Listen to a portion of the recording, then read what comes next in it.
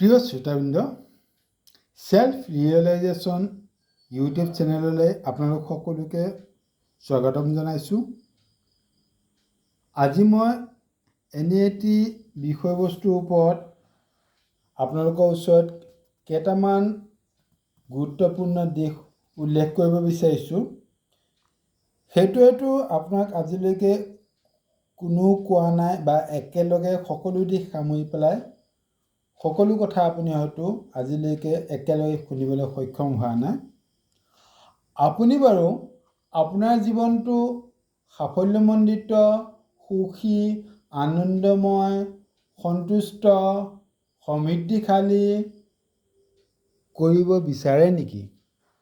যদি আপুনি ভাবে মই মোৰ মনটো, মোৰ আচৰণ, মোৰ দৈনন্দিন আচাৰ ব্যৱহাৰত সুস্থতা, সন্তুষ্টতা, সমৃদ্ধিপূৰ্ণতা, আশাবাদিতা এইবিলাক বিচাৰোঁ, বা চমু অৰ্থত ক'বলৈ গ'লে আপুনি যদি সুখী বা সাফল্যমণ্ডিত জীৱন ধাৰণ কৰিব বিচাৰে, তেতিয়াহ'লে খুব মনোযোগেৰে শুনি যাওক এই কথাখিনি।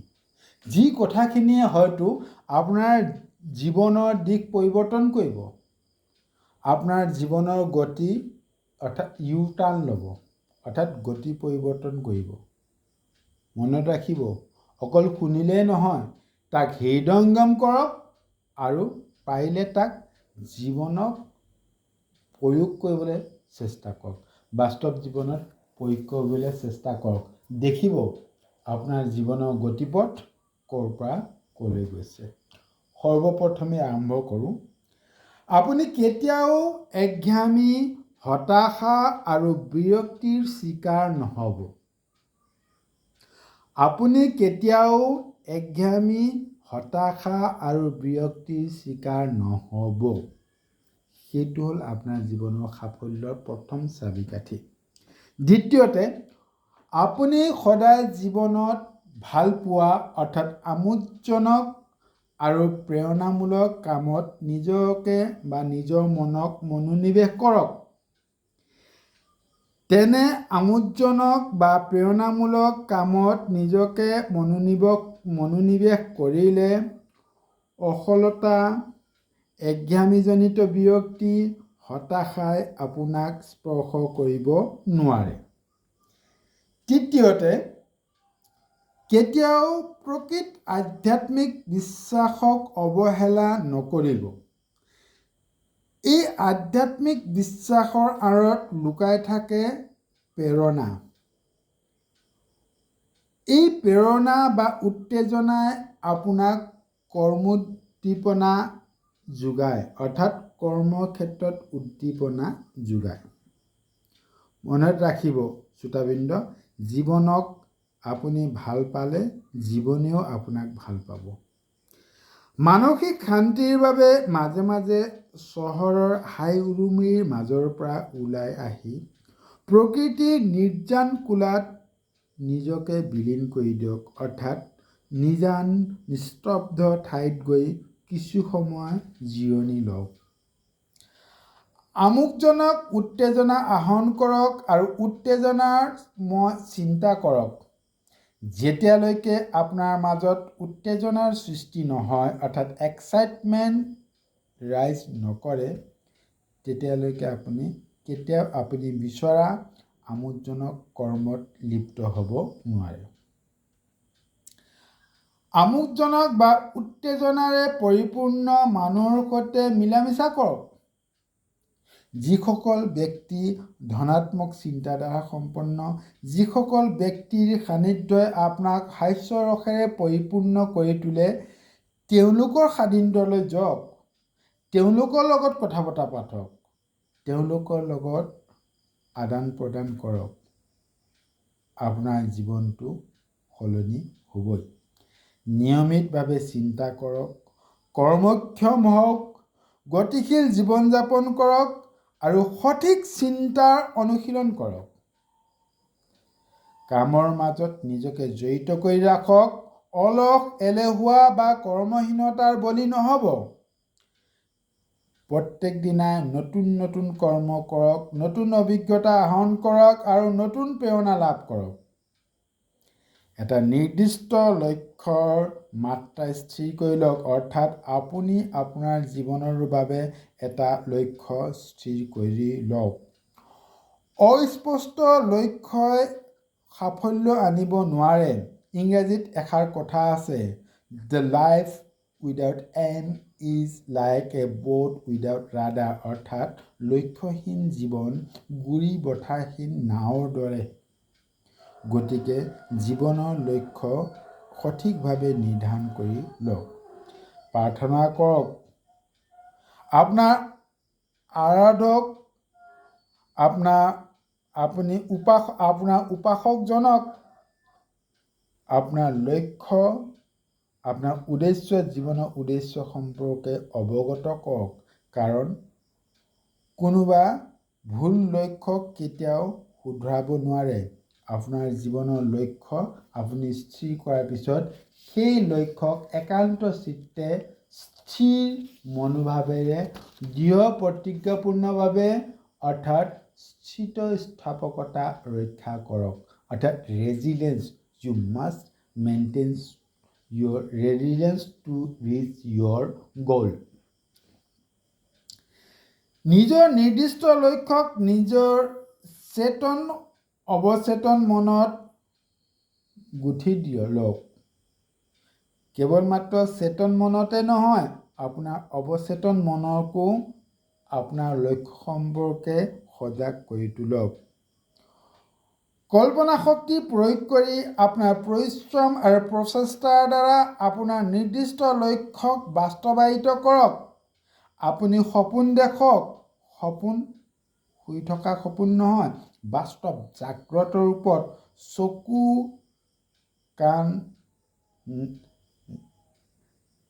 চকু কাণ নাক মুখ অৰ্থাৎ পঞ্চ ইন্দ্ৰিয়ক সজাগ সচেতন কৰি সপোন দেখক আৰু সেই সপোনৰ অনুসন্ধানত আপুনি অনুধাৱিত হওক। সপোন সেইটো নহয়, APJ আব্দুল কালামে কোৱাৰ দৰে, সপোন শুই থাকোঁতে বা গভীৰ নিন্দাত দেখা সপোনে মানৱ জীৱনৰ সপোন হ'ব নোৱাৰে। সপোন সেইটোহে যিটোৱে আপোনাক শান্তিৰে শুবলৈ নিদিয়ে। গতিকে কল্পনা কৰক আপুনি আপোনাৰ সপোনৰ ৰাজ্যত বিচৰণ কৰক। কাম কৰাৰ ক্ষেত্ৰত দ্বিধাগ্ৰস্ত নহ'ব। সকলো সময়তে কামত জড়িত হৈ থাকিব। কেতিয়াও পৰাজয় স্বীকাৰ নকৰিব। মাথোন মন প্ৰাণ ঢালি আগুৱাই যাওক। প্ৰতিদিন পুৱা নিজকে কওক, কেতিয়াও ব্যৰ্থতাৰ কথা নাভাবিবা। ইয়াৰ কোনো প্ৰয়োজন নাই। আপোনাৰ প্ৰয়োজন সমস্ত সম্পদ আপোনাৰ মাজতে লুকাই আছে। আপুনি কৰিব নোৱাৰা কাম একোৱেই নাই। কেৱল লাগে আপোনাৰ দৃঢ় মানসিক সংকল্প। বিশ্বাস আৰু জ্ঞানেৰে আপোনাৰ মানসিক সম্পদ গঢ়ি তোলক। মনত ৰাখিব, আধ্যাত্মিক শক্তিয়ে মনত সাহস বৃদ্ধি কৰে। আপুনি নিজকে কেতিয়াও অসহায় বুলি নাভাবিব। আপুনি যদি দেখে যে প্ৰয়োজনীয় মনোবল গোটাব পৰা নাই, তেনেহ'লে প্ৰাৰ্থনাৰ মাজেদি আত্মাশক্তিক জাগ্ৰত কৰক। যদি শব্দটোক মনৰ পৰা গুচাই পেলাওক। যদি নক'ব জীৱনত হয় বুলি ক'ব। যদি কিন্তু পৰন্তু এইবিলাকৈ আমাৰ জীৱনৰ পথত আগবাঢ়ি যোৱা একোটা প্ৰতিবন্ধকতা। তাৰ ঠাইত মনত স্থান দিয়ক এইটো বাক্যাংশ, ঠিক আছে, পিছৰবাৰ দেখা যাব। পৰাজয়ৰ মনস্তত্বক মনত ঠাই নিদিব। যিকোনো পৰাজয়ৰ মাজত জয়ৰ বিজয়ৰ সঞ্চাৰ কৰক। বিজয়ৰ আস্থাত পৰাজয় হহাৰ চেষ্টা কৰক। সাহসী হৈ উঠক, যিয়ে আপোনাক শক্তিৰ সন্ধান দিব।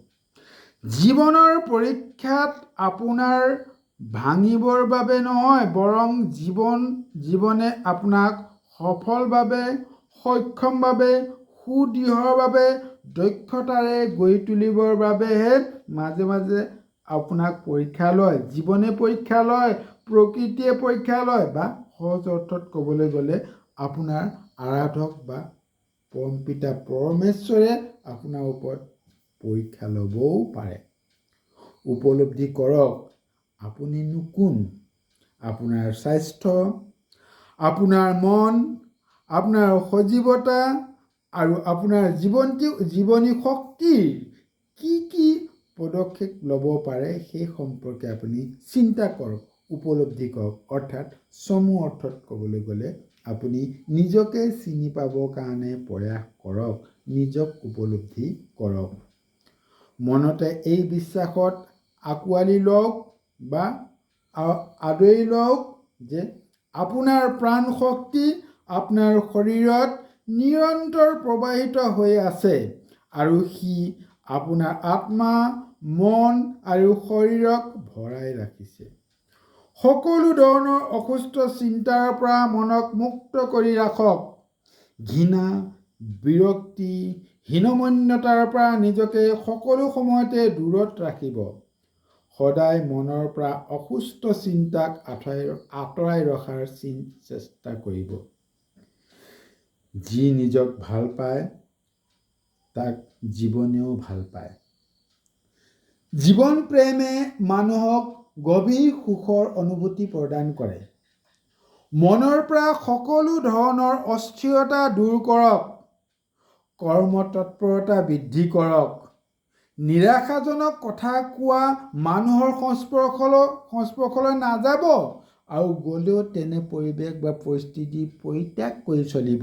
নিজকে সেই পৰিৱেশৰ পৰা আঁতৰাই আনিবলৈ চেষ্টা কৰক, কিয়নো ঋণাত্মক চিন্তাধাৰাই আপোনাৰ মানস পটত ঋণাত্মক ভাৱৰ প্ৰভাৱ পেলাব পাৰে। জীৱনৰ সকলো ক্ষেত্ৰতে উৎসাহ প্ৰকাশ কৰক। নিজৰ প্ৰতিটো কামতে আনন্দৰ খোৰাক বিচাৰক। সকলো কামতে নিজকে সম্পূৰ্ণৰূপে বিলীন কৰি দিয়ক। ভাবক, ইয়াই জীৱনৰ মোৰ সাৰ্থকতা, ইয়াই জীৱনৰ মোৰ উপভোগ্যতা। আশাৰ বন্তি গছি কেতিয়াও নুমাবলৈ নিদিব।